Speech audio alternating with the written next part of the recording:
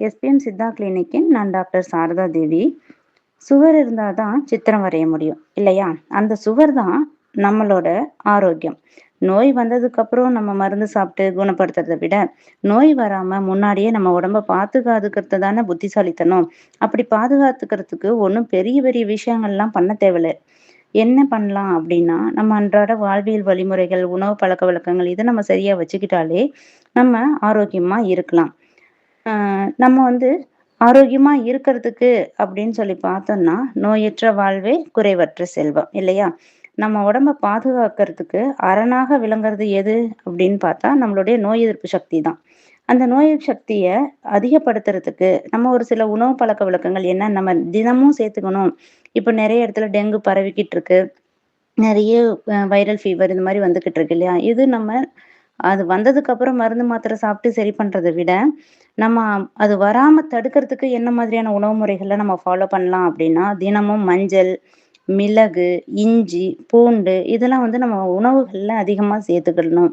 அ இந்த சிட்ரஸ் பழங்கள்லாம் இருக்கு இல்லைங்களா? கொய்யாப்பழம், நெல்லிக்காய், எலுமிச்சம்பழம் இந்த மாதிரி இருக்கிறது எல்லாத்தையுமே நம்ம கொஞ்சம் ரெகுலரா நம்ம ஃபாலோ பண்ணா ரொம்பவே நல்லது. நம்ம கீரை வகைகள் வந்து நம்ம நெறைய சேர்த்துக்கணும். ஆரோக்கியமான தூக்கம் வந்து நல்ல ஒரு 7 டூ 8 மணி நேரம் நல்லா தூங்குனா, நம்மளோட பாடியில இருக்க டிஷ்யூஸ் எல்லாமே ரிப்பேர் ஆகி, இம்யூன் சிஸ்டம்ஸ் எல்லாமே வந்து இம்யூன் செல்ஸ் எல்லாமே நல்லா ப்ரொடியூஸ் ஆகும். நம்ம யோகா, உடற்பயிற்சி ஒரு ஒரு நாளைக்கு ஒரு 30 நிமிஷமாவது நம்ம வாக்கிங்கோ, இல்ல சாதாரண ஒரு நார்மலா ஒரு கை கால நீட்டி மடக்கி ஒரு எக்சர்சைஸோ இது பண்ணா நம்ம பிளட் சர்க்குலேஷன்ஸ் வந்து இம்ப்ரூவ் ஆகும். இம்யூன் செல்ஸ் வந்து நல்லா ஆக்டிவா இருக்கும். ஓகேங்களா? இதோட பிரீத்திங் எக்சர்சைஸ் பண்ணும்போது, பிராணாயாமம் இந்த மாரி பண்ணும்போது, நம்மளோட லங்ஸோட ஹெல்த் வந்து ஆரோக்கியமா இருக்கும். அ நார்மலா சேச்சுரேஷன்ஸ் எல்லாமே நல்லாருக்கும். இப்ப போதுமான அளவுக்கு நம்ம தண்ணி குடிக்கணும் இல்லைங்களா? நல்ல ஆற்றல் நமக்கு கிடைக்கணும்னா தண்ணி தான். நம்ம வந்து ஆரோக்கியமா இருக்கிறதுக்கு நெறைய தண்ணி தான் தேவ. அது வந்து நம்ம என்ன பண்ணுவோம், தேவையில்லாத டாக்ஸின்ஸ வந்து ரிமூவ் பண்ணிட்டு, பாடி ஃப்ளூயிட்ஸ வந்து அ டீஹைட்ரேஷன் ஆகாம தடுத்து நம்ம வச்சுக்கணும். அப்ப அது வந்து நம்ம ஆரோக்கியமாவும் இருக்கலாம். ஸ்ட்ரெஸ் மேனேஜ்மென்ட்டா வச்சுக்கணும். எப்படின்னா, மன அழுத்தம் இல்லாம இருக்கணும்.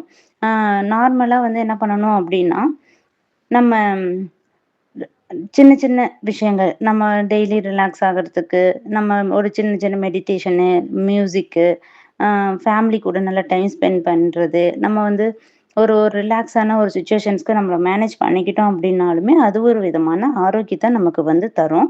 அ என்ன அப்டின்னா, நம்ம வருமுன் காப்பாத்திக்கிறது அப்டின்றது ரொம்பவே சிறந்த ஒரு விஷயம். ஆரோக்கியம் அப்டிங்கிறது வந்து நம்ம காசு குடுத்து வாங்குற பொருள் கிடையாது. அது நம்ம தினமும் நம்ம உடம்புக்கு குடுக்குற அன்பும், கவனமும் தான். நோயற்ற வாழ்வே நமக்கும், நம்ம குடும்பத்துக்கும் கொடுக்கக்கூடிய மிகப்பெரிய பரிசுங்க. தினமும் கொஞ்ச நேரம் உடற்பயிற்சி செஞ்சு, சத்தான உணவு, நிம்மதியான தூக்கம் இது 3ம் இருந்தா, நோய் நம்ம கிட்ட வர யோசிக்கும். ஆரோக்கியமாக வாழ்வோம், ஆனந்தமாக இருப்போம். நன்றி.